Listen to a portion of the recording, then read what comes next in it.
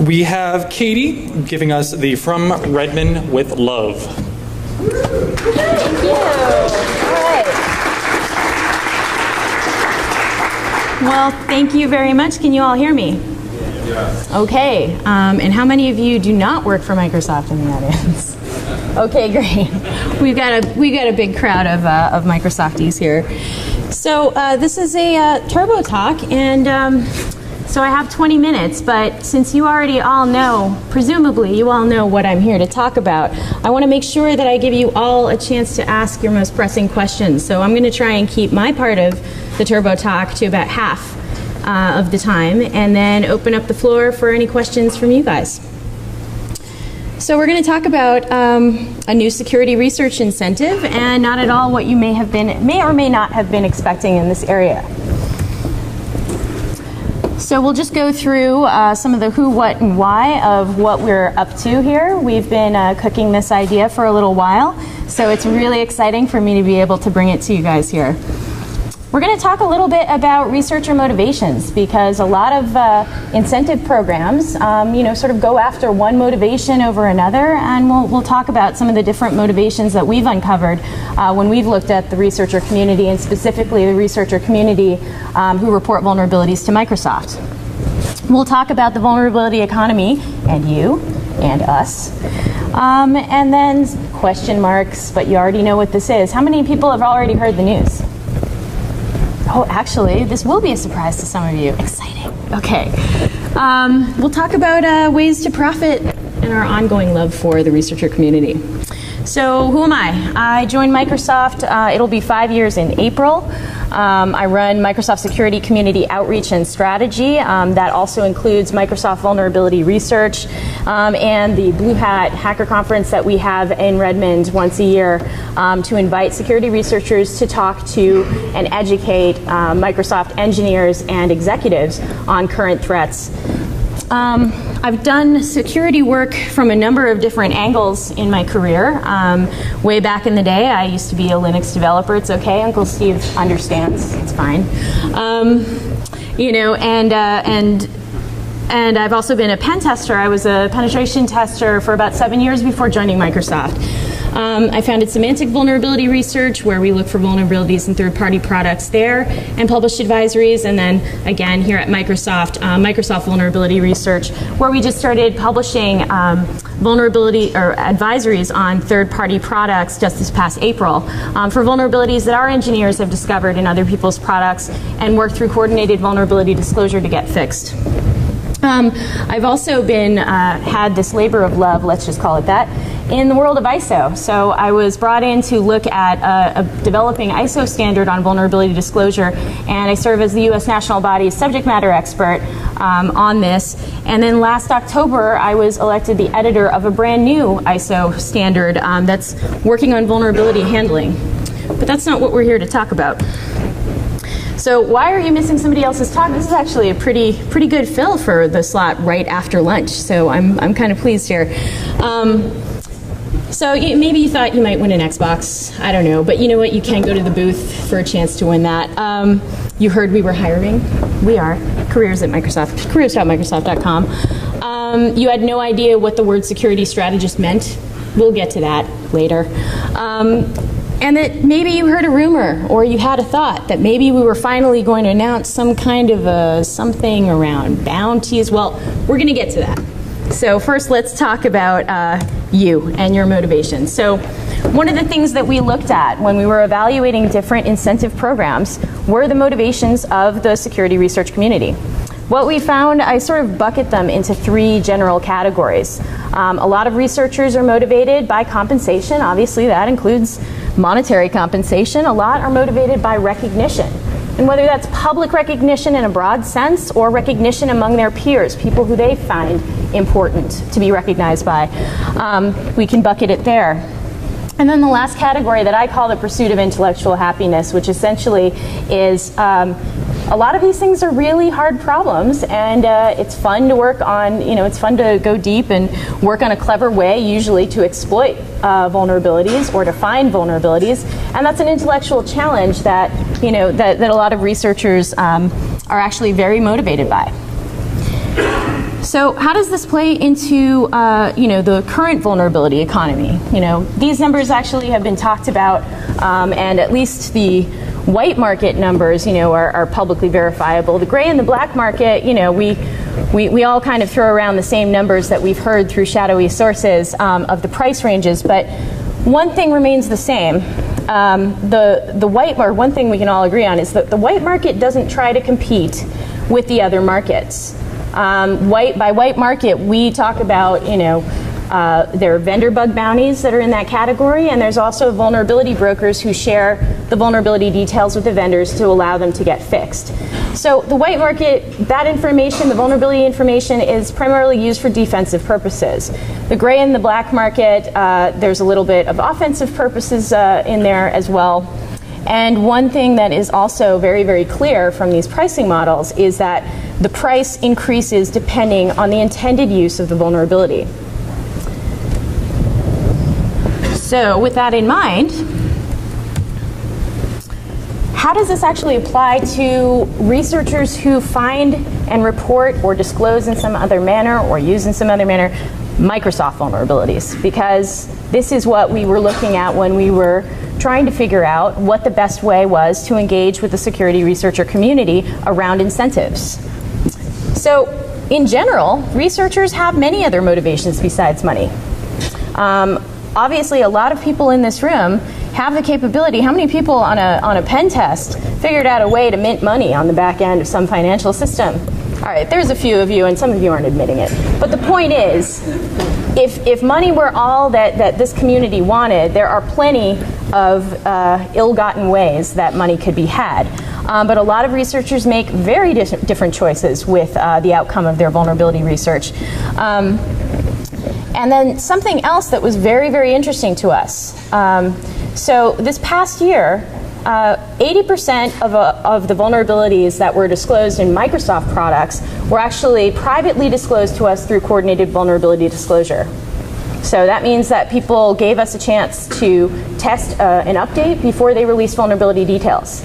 Of that 80% who were already coming to us or coming privately through a vulnerability broker, over 90% of those people actually choose to come to us directly, even though there is a white market available to them should they choose to be compensated that way.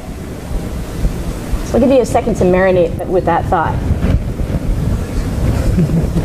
So what does that actually tell us in terms of the best way to engage with the researcher community in terms of incentives? Well, over 90% of the researchers who want to work with us, they already have a means by which to be paid per vulnerability via the white market that's been in existence for several years, but the majority of them just choose to come to us anyway. So we respect the researchers' right to earn a living for their work. We hire pen testing companies, we hire researchers, to help us secure our products. But ultimately, if a researcher chooses not to, come on board full time or not to work with us through a penetration testing engagement with their company, we just hope that if they do sell vulnerabilities, that they choose the white market to help us protect customers. So this is what we were announcing today. So those of you who might not know this already, we've announced a brand new incentive program, and it's called the BlackHat Prize. So it offers over $250,000 in cash and prizes for research in security defense. And the first question that we've posed to the researcher community is to design a novel runtime mitigation technology that's capable of preventing the exploitation of memory safety vulnerabilities. So we're not talking about cross-site scripting here. We're talking about stack-based overflows, heap overflows, that kind of thing. So the entry period is open as of now, and it goes until April 1st, 2012, and we're going to announce the winners at next year's BlackHat. Something else I want to point out here is that we really do believe in the power of this community to help, as we call it, secure the planet. It's the other side of the security coin, right? But the intellectual property that is submitted as entries to this contest remains the property of the inventor. So by entering the contest, they're granting us a license to use the technology. However, if they choose, they can actually license it for other uses on other platforms. So we're really in this for not only helping to protect the Microsoft ecosystem, but also the rest of the computing ecosystem as a whole. So, what do they win? Top prize gets $200,000. Second, $50,000. Third prize, MSDN subscription worth about $10,000. So it's kind of funny that I led into all of this saying that, you know, the researcher community is motivated by a lot more than money. And this is true. And yet here I am offering a giant prize. Well, the difference is we're offering this prize in the area of security defense. This is the first time that any vendor or anyone in our industry has offered such a huge incentive award for security defensive research. The vulnerability economy up until this point has been focused on attacks, offense, exploitation, and in the game of cat and mouse between security attacker and defender, we would like to actually encourage more thought on the defense side from this community. And it is from this community of attackers that we get some of the best defenders. Okay, so examples of mitigation technology that we've incorporated into our platform. DEP, data execution prevention, ASLR, and mitigation tools from Microsoft that we have released, such as the Emmet Toolkit. How many of you have heard of Emmet? Okay, great. Well, go download it, and you probably want to be running it right now. And this guy right here is the one who wrote it, so if you want to talk to him about it, yeah, now I got him. I know, you're welcome. Okay, so, sorry, how much time do I have left? Okay, perfect. All right, so I'm about halfway through. We just have a couple more slides, and I'm going to open up the floor for questions. The judging criteria. We have a panel of expert judges within Microsoft who work on our own platform mitigations, and they will be judging this competition. The judgment criteria, and you can actually see this on the BlackHat Prize website, is going to be based on how practical the solution is, as in, you know, can it be implemented on a broad scale on the Windows platform? Is the overhead low enough? How robust the solution is? How easy would it be to bypass that proposed solution? And then the impact that it's going to have. So does the solution actually strongly address some of these open problems? So have you guys heard of return-oriented programming? Anyone? Okay, all right, yeah, I know, you have. So things like that, if there's a better way than what is in our current arsenal to mitigate exploitation techniques like that, like JIT spray, like return-oriented programming, that's the kind of thing that we're interested in for this competition. So, how's the world different now? Well, there's still many different motivations for doing security research.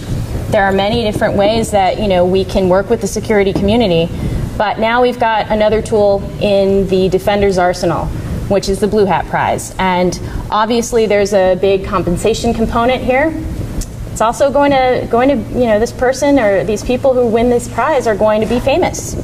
And quite frankly, they're going to be solving some of the toughest security problems that we have. So in terms of security, hard problems, an intellectual challenge, this is absolutely the stuff that the mitigation solution is designed to enhance.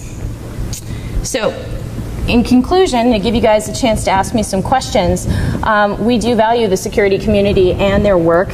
We are looking at this as a talent spotting competition. We would love to be able to hire, you know, some of the brightest minds in security. We've got tons of them already working for us and working on the next generation of defenses and platform mitigations already. Some of the best defenders do come from the offense side. And also, by the way, I'm hiring. So this is what a security strategist at Microsoft does. Hopefully I've answered your question there. And now I'd like to open up the floor to your questions. Platform, x86, ARM, both, either? It's basically anywhere where Windows runs. So the question was what platform exactly? And the answer is the Microsoft platform. So anywhere where we run. Now that's to enter the contest. Now obviously, again, like I said, the IP is retained by the inventor. If they want to port it to another platform, great. It's their solution. Go ahead. Slightly off the contest goal itself, but Why hasn't Microsoft implemented a strong reference mod yet similar to the BlackHat model that was presented in the 80s and was even implemented and proven in the trusted Linux operating system? Emma? It deals with all memory referencing quite well, which looks like it'd solve all your problems there at least. While it may solve some problems, a lot of applications that run on our platform might not be so used to it. So we would have a significant, probably a significant usability issue or app compat issue with making a change like that.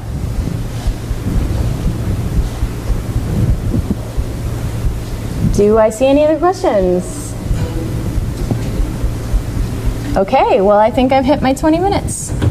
Thank you very much, Katie. Thank you. Thank you. That's awesome news.